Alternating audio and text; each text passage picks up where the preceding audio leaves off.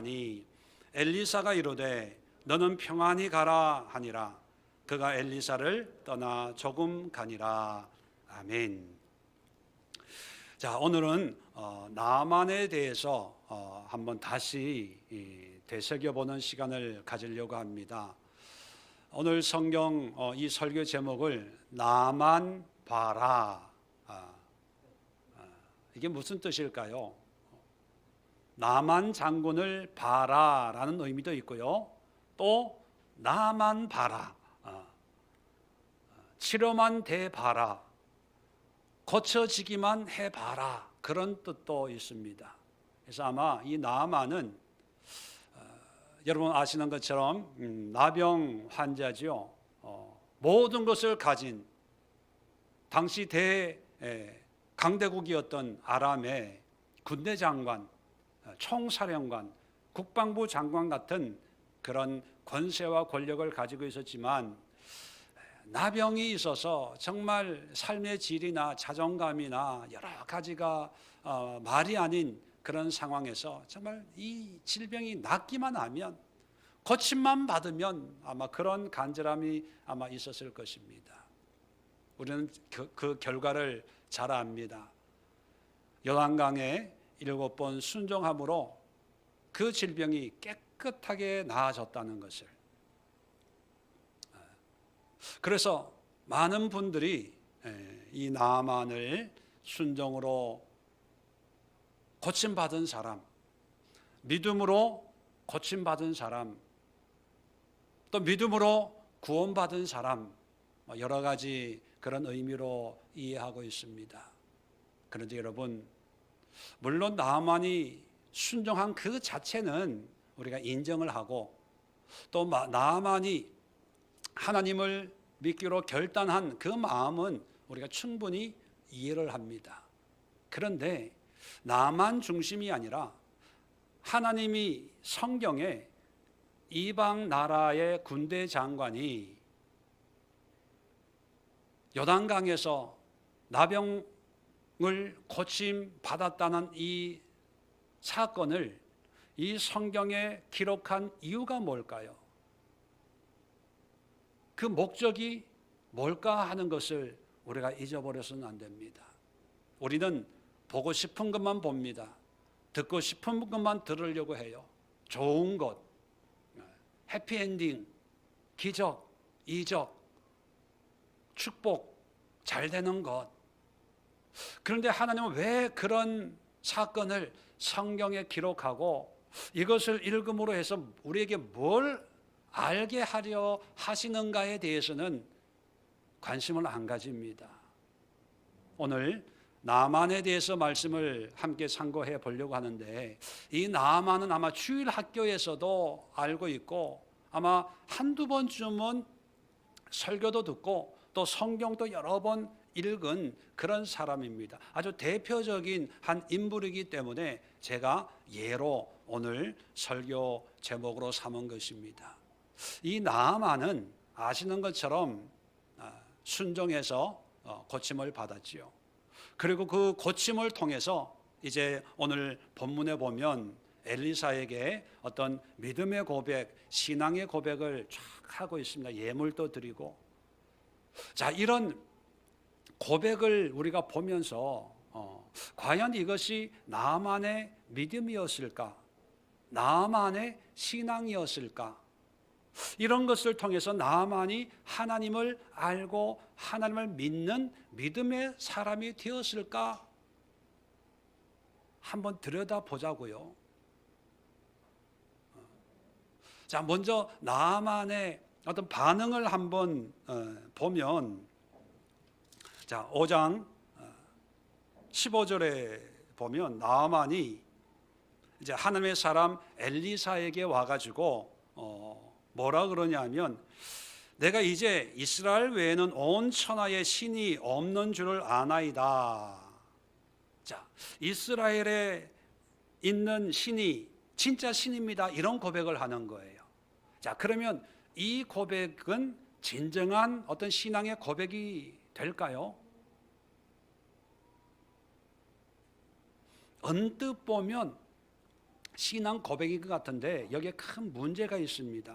어떤 문제냐면 먼저 이스라엘 나라 이름이 나오는데 지금 이 배경이 뭐냐면 솔로몬 이후에 이스라엘인 남쪽 유다와 북쪽 이스라엘로 나라가 갈라졌죠. 지금 엘리야와 엘리사 열왕기하 끝부분에 보면 4장 열왕기상 끝부분에 보면 엘리야에 관한 이야기가 쭉 나오고 열왕기하 전반부에는 엘리사에게 이야기가 나와요. 엘리사의 이야기가. 엘리야와 엘리사가 활동했던 나라가 북이스라엘입니다. 이 북이스라엘은 어떤 상황이냐 하면 그 나라가 건국되는 순간부터 38선이 갈라져 있어서 남쪽 유다에 있는 예루살렘에서 예배를 드릴 수가 없게 되었습니다. 물론 예배는 드릴 수 있는데 북이스라엘의 왕이 백성들이 자꾸 예루살렘으로 들락날락하면 어떻게 되겠어요? 백성들의 마음이 빼앗길까 봐 예루살렘에서 예배를 못 드리고 베델이나 단에 자기 나라의 임의로 제단을 만들어 놓고 또 자기가 임의로 제사장을 임명을 해서 여기서 예배해라 그러면서 자기 방식대로 그렇게 신앙생활을 했어요. 그러다 보니까 북이스라엘은 건국할 때부터 기원전 722년 아수르에 의해서 멸망당할 때까지 한결같이 우상 숭배에 빠진 거예요. 하나님이라고 얘기는 하지만 성경에서 말하는 그런 여호와 하나님이 아니라 자기가 생각하는 하나님, 자기가 생각하는 예배, 자기들이 좋다고 여기는 그런 신앙생활로 믿음 생활이라고 생각을 하는 거예요. 그러니까 말로는 여호와 하나님이라고 하지만 실질적으로는 전혀 다른 그런 신들을 섬기고 있어서 엘리야와 엘리사가 하나님의 말씀을 그들에게 전하면서 그게 아니다 바보들아, 그게 하나님이 원하는 게 아니야, 하나님께 돌아와야 돼, 하나님의 말씀에 순종해야 돼, 입으로 하나님 주님 주님 하는 그 주님이 성경이 말하는 하나님이 아니야 이 멍충아, 그렇게 전하고 다니는 거예요.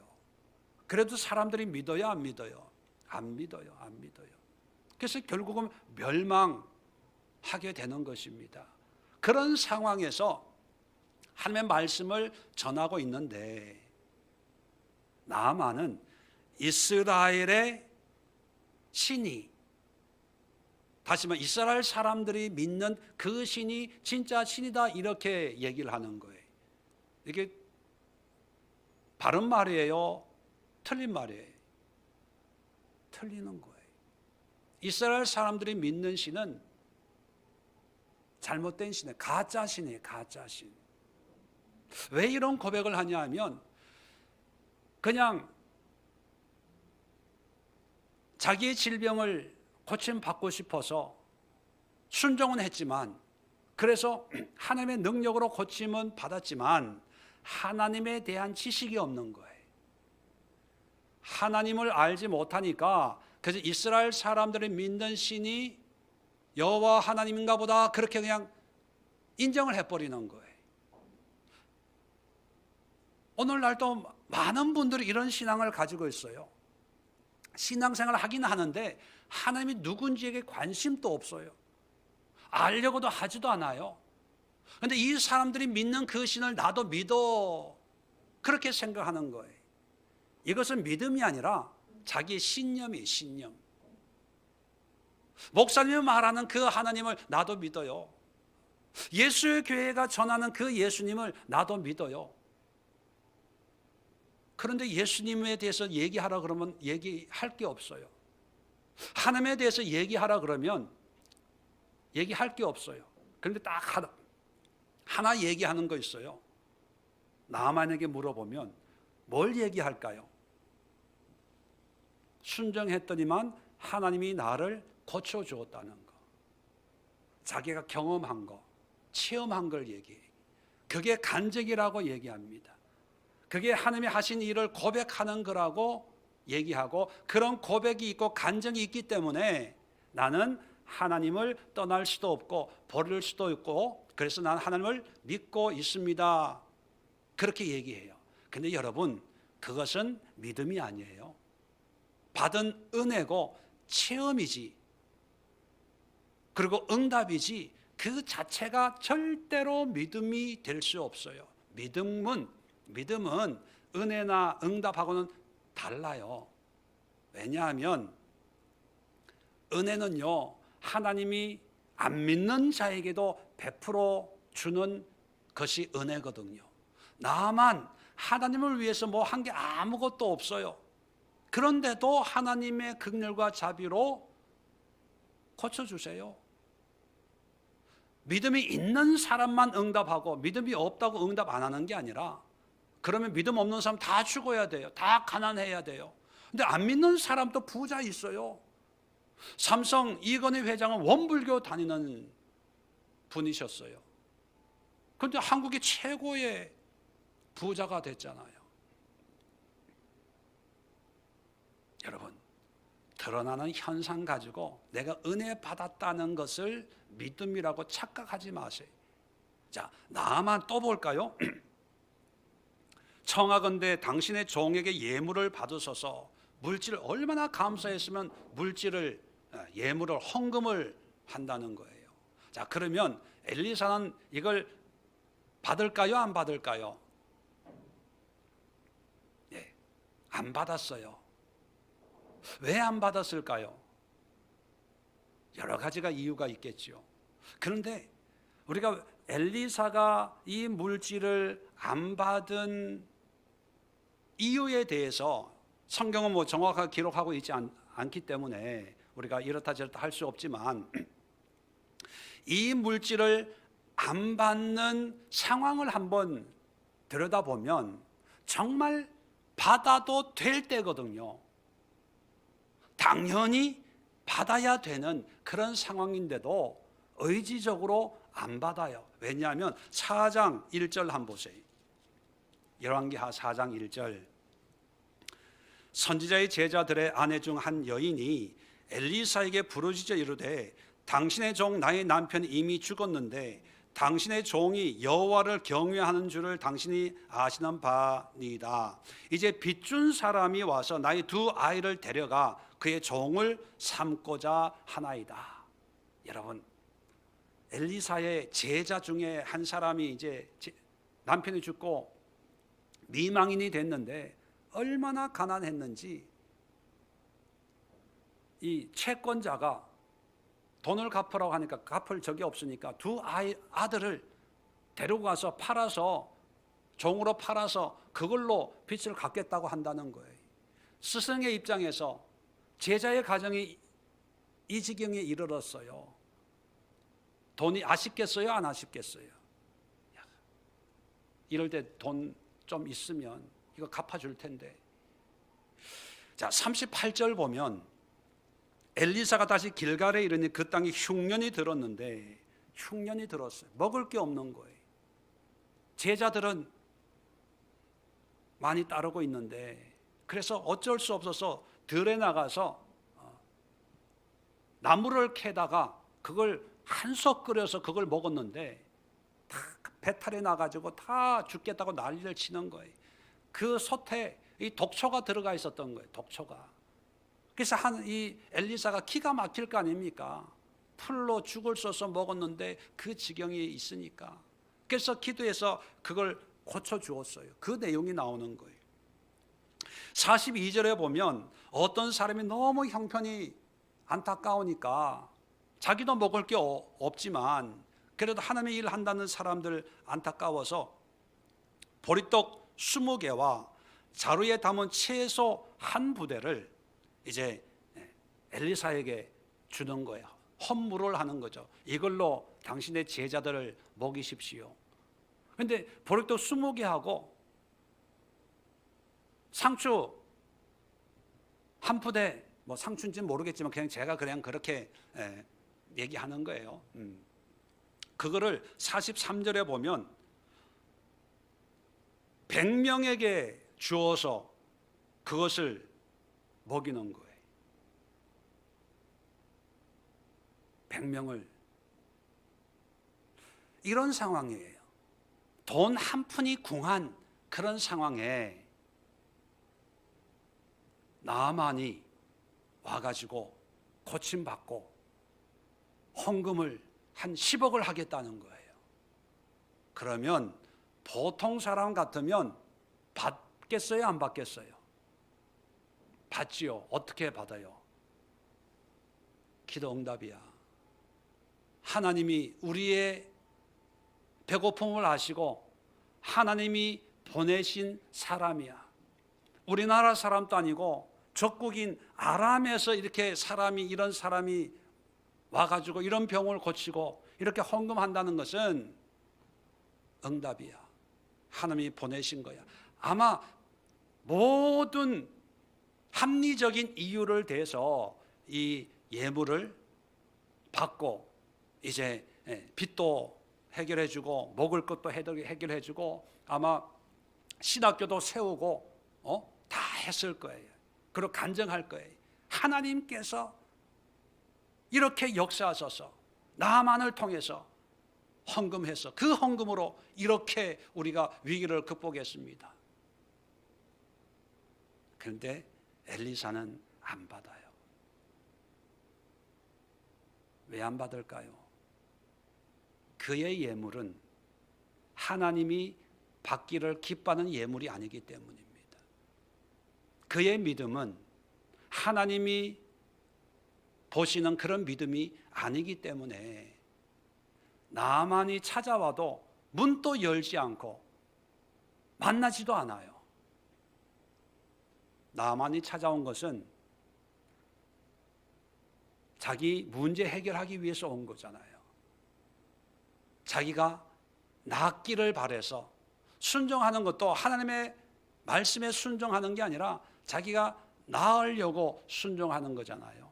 자기의 목적을 이루기 위해서 행하는 거기 때문에 물론 그걸 긍휼히 여기시는 하나님이 고침을 주었지만 그것이 곧 하나님이 기뻐 받으시는 믿음은 아니라는 거예요.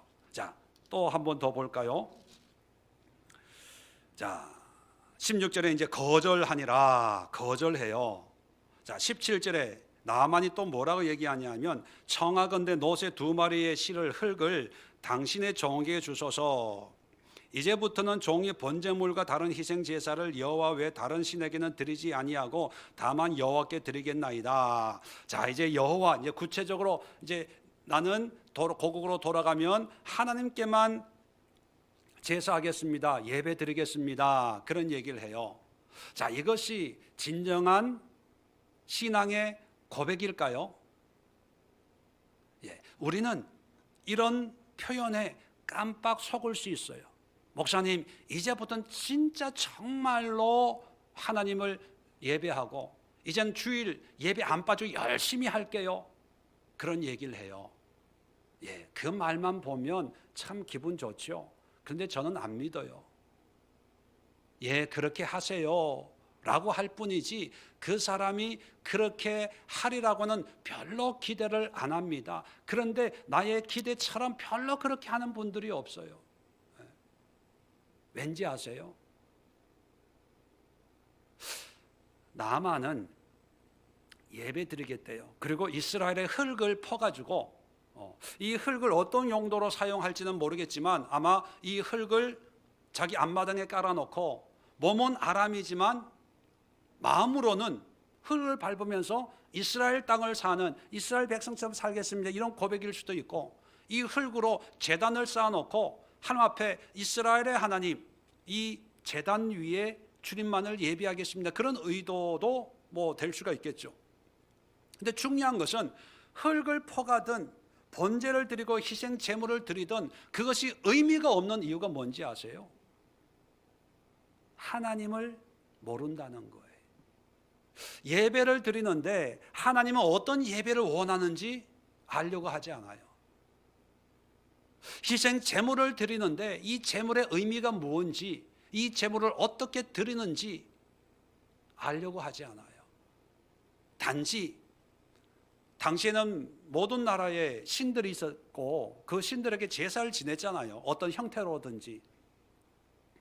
단지 이 나아만은 고국으로 돌아가서 자기식으로 하나님께 번제 드리고, 자기식으로 하나님께 희생 제물 드리고, 자기식으로 하나님을 믿는 신앙생활을 하겠다고 얘기하는 거예요. 그게 진정한 하나님이 원하는 믿음의 모습일까요? 아니에요, 여러분. 하나님은 예배 참석하기를 원하는 분이 아닙니다. 주일을 성수하기를 원하는 분 아니에요. 여러분, 주일 성수 안 해도 돼요. 교회 안 나오셔도 돼요. 봉사 안 하고 헌금 안 드려도 전혀 관계가 없어요. 하나님이 원하시는 것은요, 하나님의 뜻에 맞는 예배, 하나님의 뜻에 맞는 신앙, 하나님의 뜻에 맞는 예물, 봉사, 그거를 원하는 거예요. 자, 그래서 예배 드리겠습니다, 번제 드리겠습니다, 희생 제물 드리겠습니다, 흙을 2수레를 3수레를 트럭으로 몇 트럭을 가져가서 이스라엘 흙으로 예배 초소를 짓겠습니다, 뭐 이런 게 다 필요 없어요. 그게 중요한 게 아니라 하나님을 알아야 돼요. 하나님을 알고 하나님이 원하시는 예배를 드리고, 하나님이 원하시는 희생 제물을 드리고, 하나님이 원하시는 삶을 살아야지, 흙 깔아놓고 이스라엘 땅에서 가지고 나온 그 흙 밟고 다닌다고 그게 믿음입니까? 그게 구원입니까? 번제만 열심히 드린다고 그게 하나님이 기뻐하시는 예배가 되겠어요? 또 하나 18절에 보면요, 오직 한 가지 일이 있사오니 여호와께서 당신의 종을 용서하기를 원하나이다. 곧 내 주인께서 림몬의 신당에 들어가 거기서 경배하며, 림몬의 신당이라고 하는 것은 아람이 믿는 국가 신이에요. 폭풍의 신인데, 폭풍의 신. 지금 아람이 오늘날로 얘기하면 시리아입니다. 시리아. 사막이 많거든요.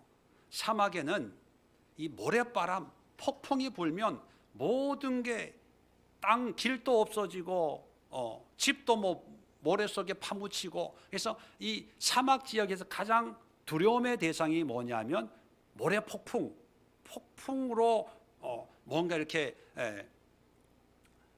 역사하는 어떤 그런 신이 있다. 그게 제일 강한 신이다. 그게 림몬이다. 이렇게 믿는 거예요. 그 림몬을 이제 제사하고 경배할 때 왕이 군대 장관인 이 나만을 의지해서 같이 가는 거예요. 같이. 자, 그런데 내가 림몬의 신당에서 몸을 굽히오니, 내가 림몬의 신당에서 몸을 굽힐 때에 여호와께서 이 일에 대하여 당신의 종을 용서하기를 원하나이다. 이게 무슨 뜻입니까?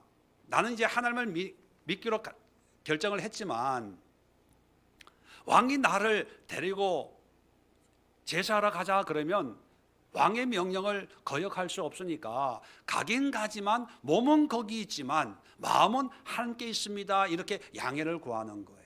이런 걸 보면 야, 참 나만 믿음 좋다라고 생각할 수 있어요. 근데 이게 진짜 바른 믿음이 될 수 있을까요? 여러분 어떻게 생각하세요? 네, 한 번, 두 번은 가능해요. 한 번, 두 번은.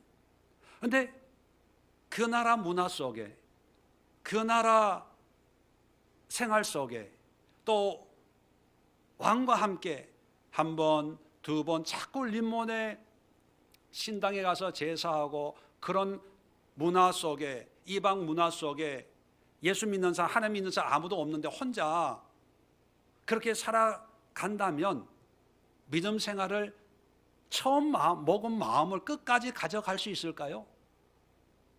불가능해요. 아무도 그렇게 할 수 있는 사람은 아마 없을 거예요. 왜 그럴까요? 하나님과 교제하는 게 없어요. 하나님에 대해서 보고 듣고 함께 나누고 함께 고민하고 함께 이런 믿음 생활을 할 수 있는 믿음의 동지가 없는 거예요. 그리고 마음은 그렇게 먹었지만 세상의 어떤 그런 이방 문화를 자꾸 보고 듣고 하면 내 마음에 있던 신앙도 점점 줄어들잖아요. 작아지잖아요. 그러다 보면 한 달, 두 달 지나다 보면 옛날로 다시 돌아가는 거예요. 그래서 나아만은 은혜 받을 때는 뭐 너무 좋죠. 뭐 하나님을 위해서 뭐든지 다 할 수 있을 것 같아요. 우리도 그렇잖아요. 하나님 이 문제만 해결해 주면, 이 질병만 고쳐주면 뭐든지 다 할 수 있습니다. 근데 그 마음 끝까지 지키고 있어요? 서 권사님 끝까지 지키고 있어요? 서 권사님 또 작년이에요. 언제 중환자실에 막 호수 꽂고 이렇게 누워 있었거든요. 야, 이거 살아날까? 본인은 모르죠. 병원에서 약물로 계속 자게 만들었으니까 거동도 못하고 참 기적이에요, 기적. 근데 살아만 나면 정말 하늘을 위해서 뭐든지 다 하겠습니다 그랬잖아요. 사람 마음이 누구나 서건삼인이 아니라 다 그래. 근데 그 마음이 끝까지는 안 가는 거예요. 왠지 아세요? 하나님을 몰라서 그래요. 믿음은요, 은혜 받았다고 믿음이 아니에요. 기도 응답 받았다고 응답 받은 것이 믿음이 되는 건 절대로 아니에요. 은혜는 은혜고 믿음은 믿음이에요. 그래서 아이들 이름에도 은혜 따로 믿음 따로 있잖아요. 뭐 그 얘기하고 이 얘기하고 같은지는 모르겠지만, 은혜는 하나님이 주권적으로 베푸시는 사랑과 긍휼이에요. 악한 자에게도 은혜를 베푸시고, 믿음 없는 자에게도 은혜를 베푸시고, 믿음 좋은 사람에게도 은혜를 베풀어요. 그 은혜 받은 것을 가지고 믿음이라고 착각하지 마세요. 그런데 우리는 그걸 간증이라는 이름으로 은혜 받은 것을 얘기함으로 해서 내가 이런 믿음이 있습니다라고 하는 나의 믿음을 표시하는 그런 용도로 사용해요. 내가 이런 훈련을 받았고, 내가 이런 교회를 다녔고, 이런 신앙생활을 했고, 내가 이렇게 했고, 그거는 하나님의 사랑이에요. 하나님이 당신을 아주 많이 사랑하셨군요. 이 정도로 끝내야 돼요. 그 다음에 믿음은 뭐냐면, 이런 하나님을 내가 만나서 이런 하나님을 믿기 위해서 이 하나님을 내가 어떻게 알고, 어떻게 경험하고, 어떻게 깨닫고, 이런 하나님과 어떻게 친밀하게 교제하면서 하나님과 지금 동행하고 있냐, 이게 믿음이거든요. 근데 거의 다 믿음을 과거형으로 얘기해요. 과거형으로. 왕년에, 한때. 그리고 또 믿음을 미래형으로 얘기해요. 은혜 주시면, 믿음 주시면, 이렇게 되면, 결국은 지금은 믿음이 없다는 얘기죠. 자, 정리를 합시다.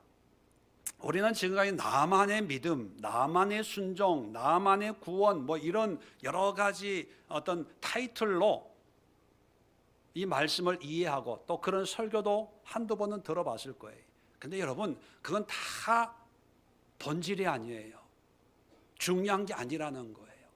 중요한 건 뭐냐면, 나만이 경험한 어떤, 우리가 기대하는 어떤 좋은 일이 아니라, 하나님이 왜 이 나만을 성경에 기록하면서 이렇게 치료받는 이런 과정을 우리에게 보여주냐 하는 겁니다.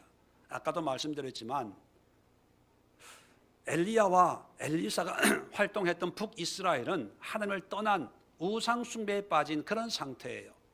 자, 그런 상태에서 엘리야와 엘리사가 하나님께로 돌아오라, 그런 말씀을 선포하고 있는 가운데 아람 군대 장관인 나만의 이야기를 쓰게 하신 거예요. 이걸 통해서 하나님이 말씀하시고자 하는 것은 뭐냐면, 믿음 없는 이방인 군대 장관인 나만도 하나님의 말씀에 순종하니까 하나님이 이렇게 고쳐주시는데, 왜 너희들은 그렇게 교만하고 그렇게 완악하고 그렇게 고집부리고 하나님의 말씀에 순종을 안 하냐 이놈들아, 그런 뜻이에요. 다시 말하면 나만의 이야기는요, 우리의 완악함을 고발하는 거예요. 우리의 불순종을, 우리의 꺾여지지 않는 고집을, 우리 안에 있는 그런 질기고 질긴 자기의 생각, 자기의 습성, 자기의 세계를 깨뜨리지 않는 우리의 그런 고래 힘들보다 더 질긴 우리의 자아를 고발하는 거예요. 자, 그래서 누가복음 4장에 보면 예수님이 고향 회당에 들어가서 설교를 하는데 사람들의 설교를 안 듣는 거예요. 왜? 요셉의 아들, 그거 예수 아니야? 너무나 잘 아니까. 그러니까 사람들이 마음문을 열고 예수님의 가르침을 들으려고 하지 않고, 야, 저놈이 무슨 짓 하나, 어떤 짓 하나 한번 두고 보자, 지켜보자 이러고 있을 때 예수님이 인용한 말씀이 바로 이 말씀이에요. 엘리야 때 많은 과부들이 있었지만 사르밧 과부에게 엘리야를 보냈고,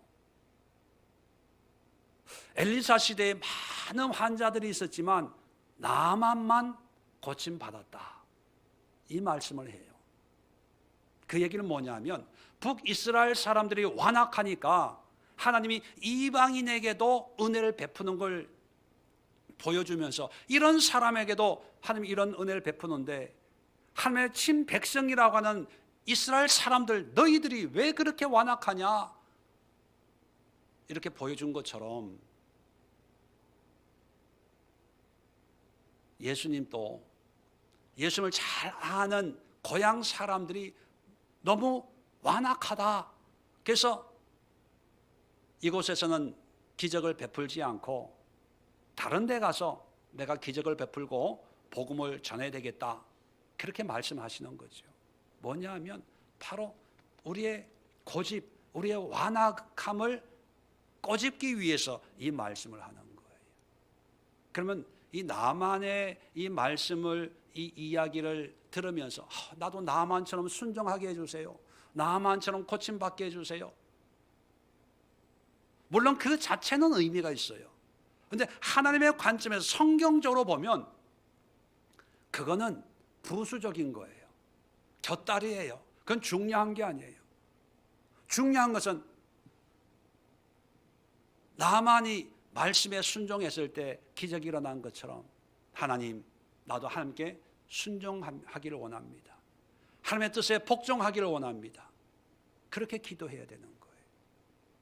자, 그러면 그런 기도를 하기 위해서 다시 나만으로 돌아가면, 나만은 큰 은혜를 누렸음에도, 그리고 헌신까지 고백을 했음에도 믿음이 온전한 믿음이 될 수가 없었어요.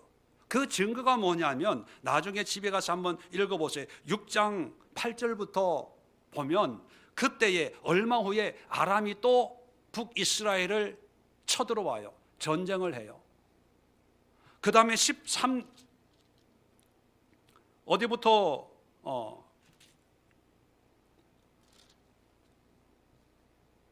24절 보면 그 후에 또 아람 왕 벤하닷이 그의 온 군대를 모아 올라와서 사마리아를 에워싸니 또 사마리아를 포위해요.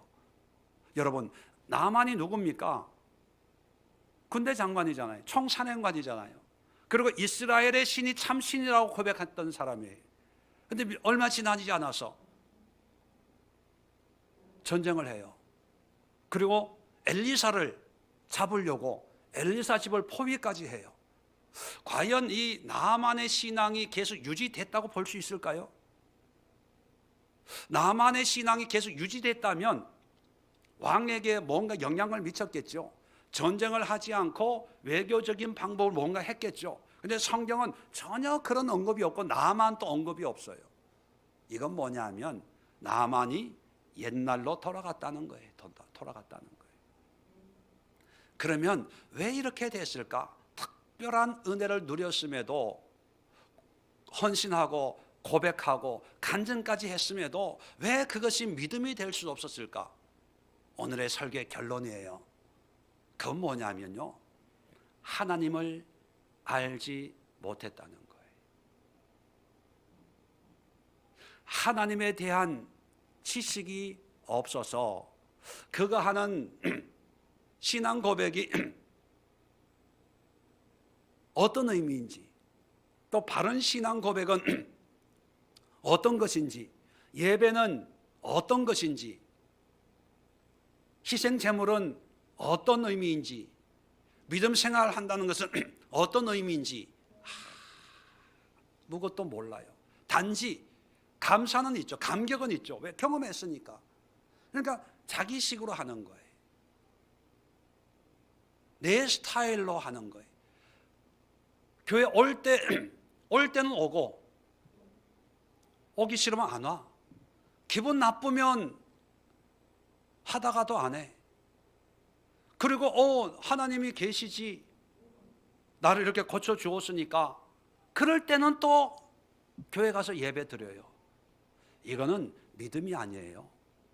절대로 믿음이 아닙니다. 믿음 있다고 착각하는 분이 있다면 오늘 분명하게 제가 말씀을 드릴게요.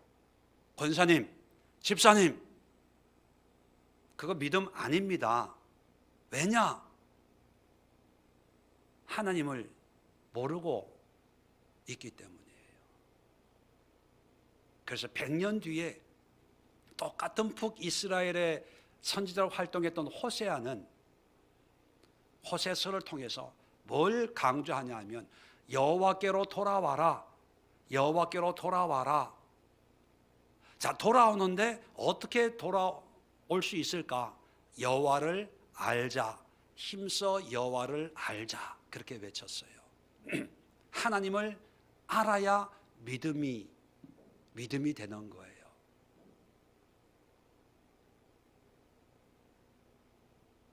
그러면 하나님은 어떻게 알 수 있을까요? 하나님을 아는 방법은 여러 가지가 있지만 가장 간단하고 또 중요한 것은 이 성경 말씀이에요. 성경 말씀. 물론 하나님은 천지를 창조하신 분이기 때문에 삼라만상에 다 하나님을 알 수 있는 모든 것을 이렇게 알 수 있게 해 놓으셨어요. 근데 우리가 지식이 없고 지혜가 없고 죄가 있는 우리가 그걸 다 알 수가 없거든요. 하늘의 별을 통해서도 창조의 하나님을 알 수 있는데 사람들은 지식적으로 바라보거든요. 몇 광년 떨어진 안드로메다에서 뭐 이러고 있거든요. 이 땅 푸른 초목을 보면서도 알 수 있지만 인간의 마음이 닫혀져서 알 수가 없어서 하나님이 성경을 주시는 거예요. 성경을, 말씀을 주는 거예요. 이 말씀을 통해서 우리는 하나님을 알고 경험하고 깨닫고 하나님과 함께 동행하는 그런 삶을 살 수 있도록 우리에게 주신 거예요. 나아만은 다 좋은데 하나님을 알려고 하는 과정을 겪지를 못했어요. 그러니까 고침만 받았지 결국은 죽으면 어디 갔을까요?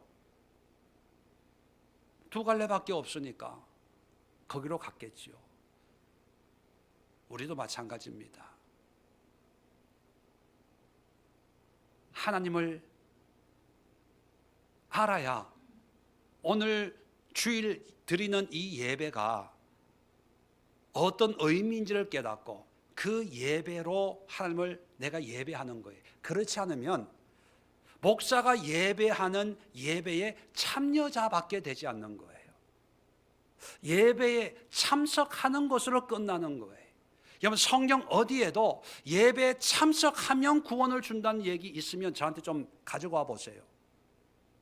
교회 등록하면 구원이 있다는 말씀이 있으면 저한테 좀 소개 좀 해주세요. 그러면 저도 좀 신앙생활 좀 편하게 좀 할 수 있게. 아예 등록을 몇 교회에다가 해놓고. 성경은 분명히 우리에게 얘기합니다. 하나님을 믿어야 된다고요. 그 믿는 것은 하나님을 알아야 믿죠. 누가복음 17장에 보면 거지 나사로와 부자 이야기가 있죠. 이제 거지 나사로는 죽어서 아브라함 품에 천국에 낙원에 가게 되고, 부자는 죽어서 음부 지옥에 떨어져서 고통을 하고 있습니다. 너무 고통스러우니까 이 부자가 아브라함에게 이런 부탁을 합니다. 우리 아버지 집에 형제가 5이 있는데 저 나사로를 우리 형제들에게 보내가지고 여기 오지 않게 좀 얘기 좀 전에 주게 좀 해주세요, 부탁을 해요.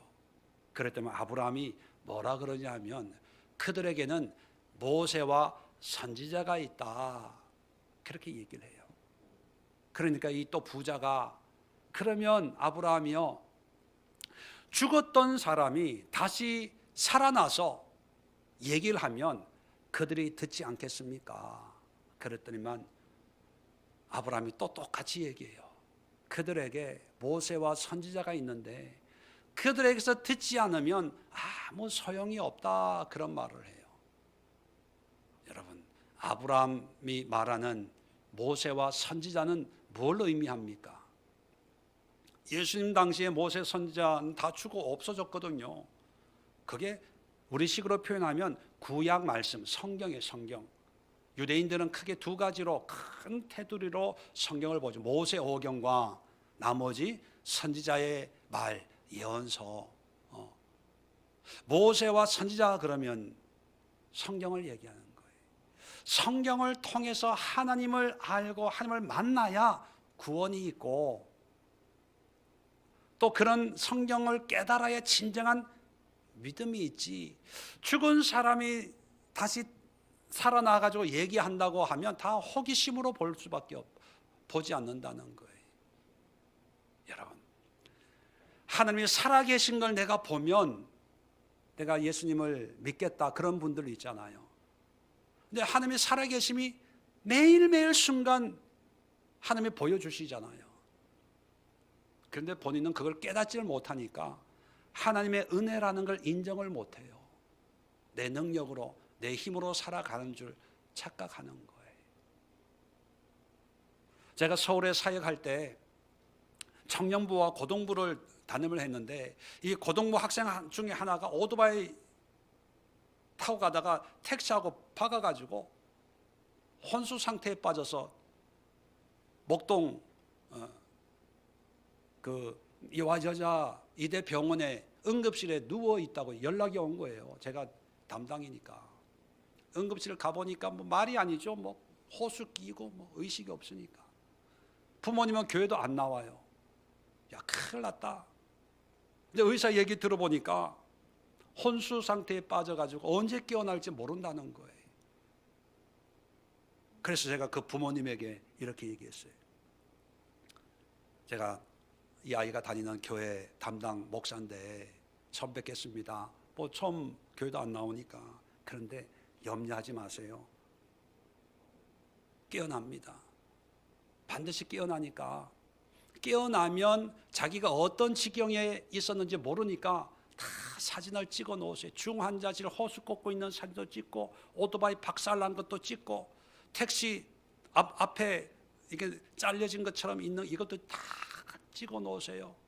깨어나면 이걸 보고, 아, 이런 데서 하나님 나를 구원해 주셨구나, 살려 주셨구나, 평생을 마음에 새길 수 있도록 찍어 놓으세요. 그랬어요. 그리고 일주일에 한 번씩 가보면 변화가 없는 거예요. 한 달이 지나요. 2달이 지나요. 병원에서는 이렇게 가면 계속 이제 혼수로 언제 깨어날지 모르니까 혼수 상태로 그냥 계속 갈지 모른다는 거예요. 근데 저는 갈 때마다 깨어납니다. 깨어납니다. 말은 그렇게 해놨는데 속으로는 죽겠는 거예요. 3개월째 이제는 욕창이 생겨가지고 이제 아이를 이렇게 굴려야 돼요. 깨어날 기미가 없는 거예요. 이제 의사들도 별로 할 수 있는 게 별로 없다고 얘기하는 거예요. 3개월이 지나면 이제는 회복할 기미가 없다라고 병원에서 이제 결론을 내리는 게 한 3개월 지켜본다고 그래요. 3개월 지났는데 깨어날 기미가 없는 거예요. 근데 그 부모님이 교회에 나왔어요. 그때 제가 새벽 기도를 100일씩 40일씩 혼자 그렇게 새벽 기도 인도할 때였거든요. 앞에 나서 기도하라고 안수기도 해주고. 깨어납니다. 걱정하지 마세요. 깨어납니다. 제 속으로 얼마나 깨어난다는 말 왜 했지? 그냥 하나님이 다 함께 하시고 인도하실 겁니다. 이렇게만 얘기하지 뭐 깨어난다고 그래가지고. 근데 100일 만에 깨어난 거예요. 100일 만에 깨어나가지고요, 재활하고 대학교도 졸업하고 지금 헬스 트레이너로 아르바이트를 하고 있어요. 근데 걔만 보면, 야, 너 이랬던 거 알아? 제가 너무 웃으면서 얘기하죠.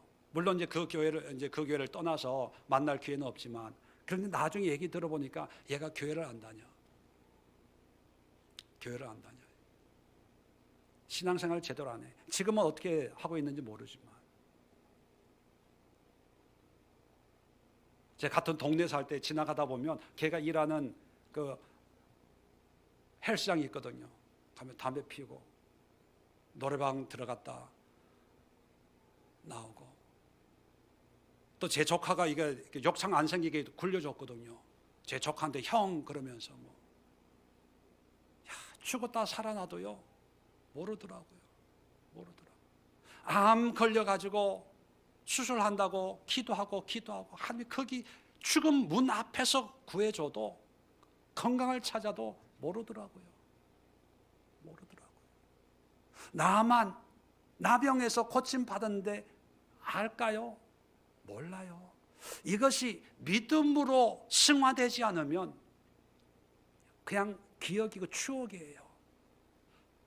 고침받아 목사님 기도해 주셔서 감사해요. 물론 제가 한 건 아니지만 목사님 감사해요. 이 은혜 안 잊을게요. 예, 그때 그 마음만 받지, 그것이 믿음의 고백, 그게 헌신, 사람이 달라진다? 안 달라져요.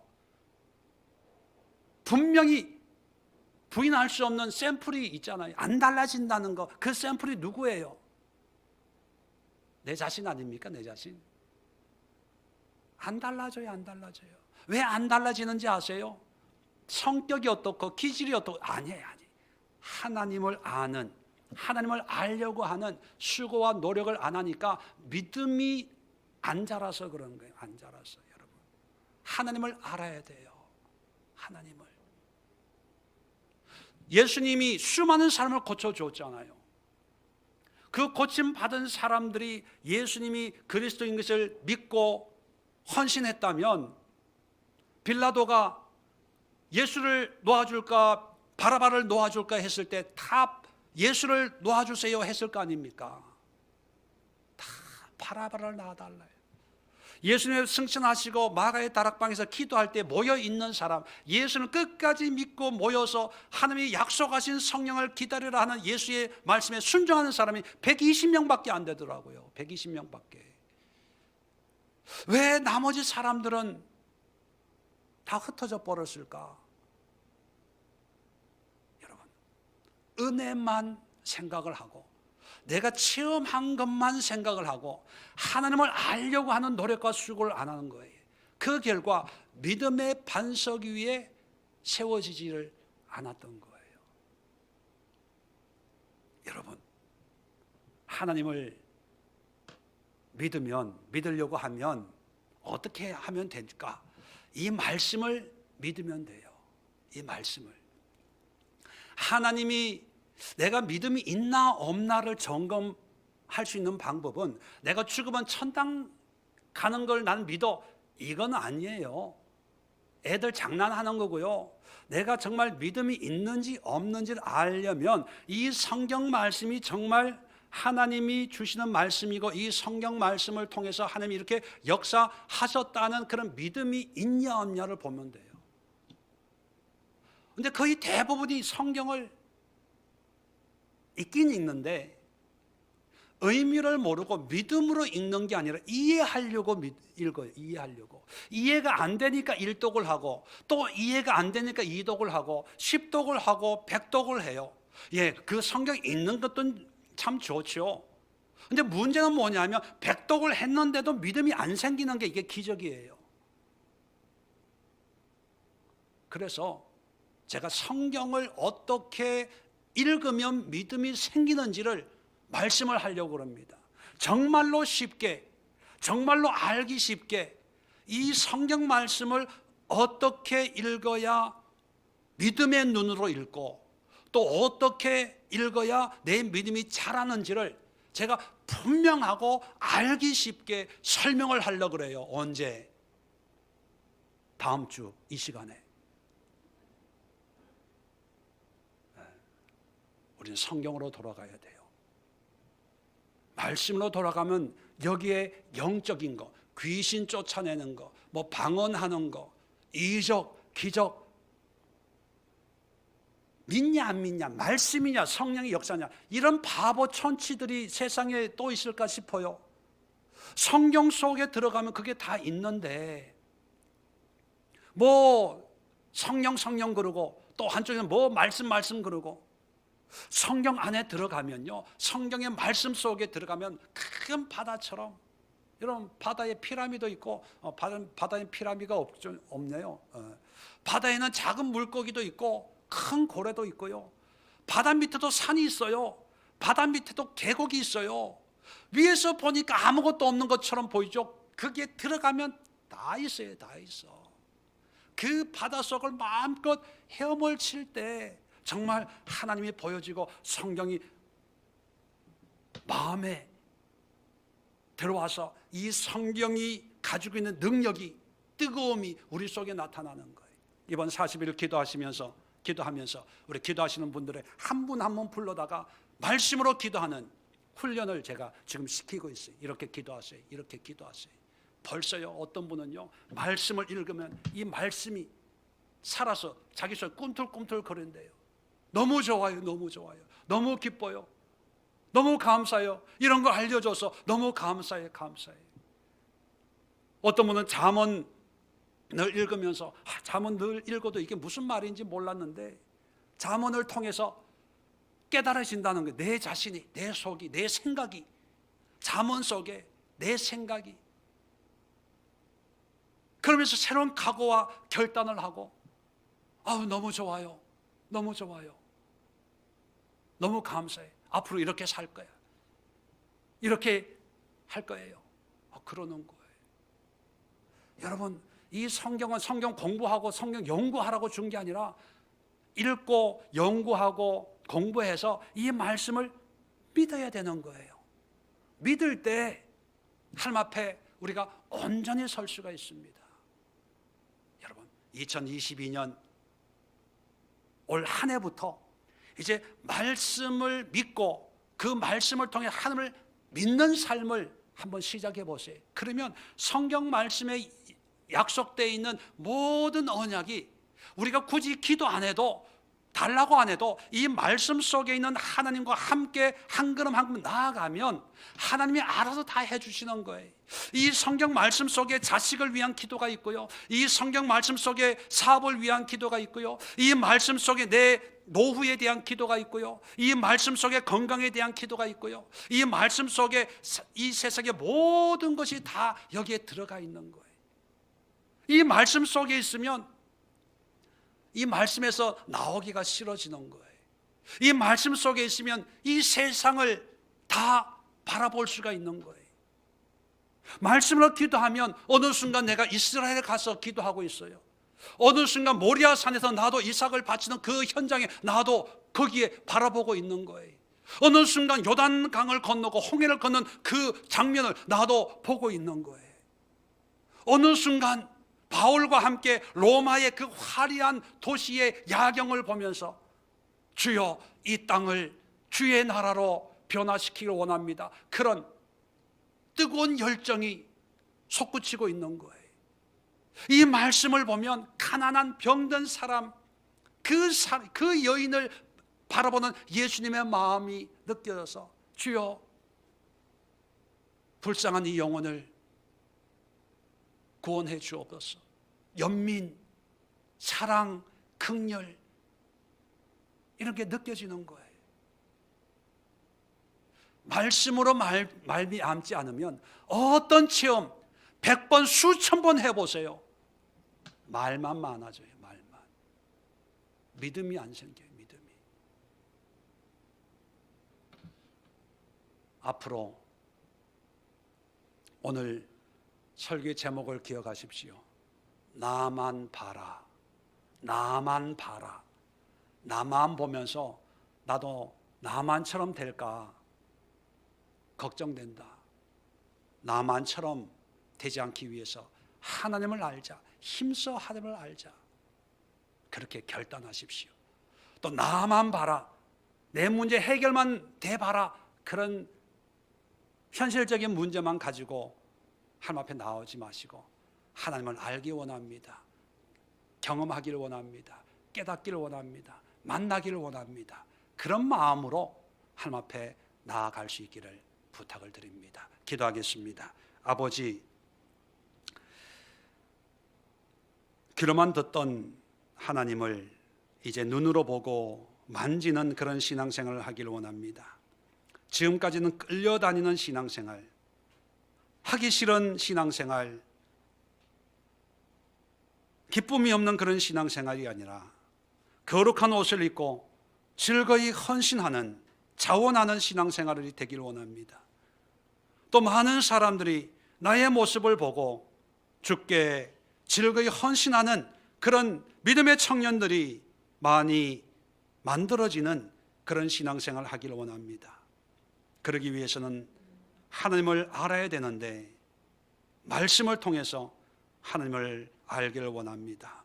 말씀의 눈을 열어주시고 말씀의 귀가 열려지게 하시고 말씀을 담을 마음의 그릇을 준비케 하여 주셔서 이 말씀을 읽고 끝나는 것이 아니라, 이해하는 것이 아니라, 공부하는 것이 아니라 이 말씀이 글자 하나하나 믿어지는 그런 은혜가 우리 예수에게, 모든 성도들에게 임하는 축복이 있기를 기도합니다.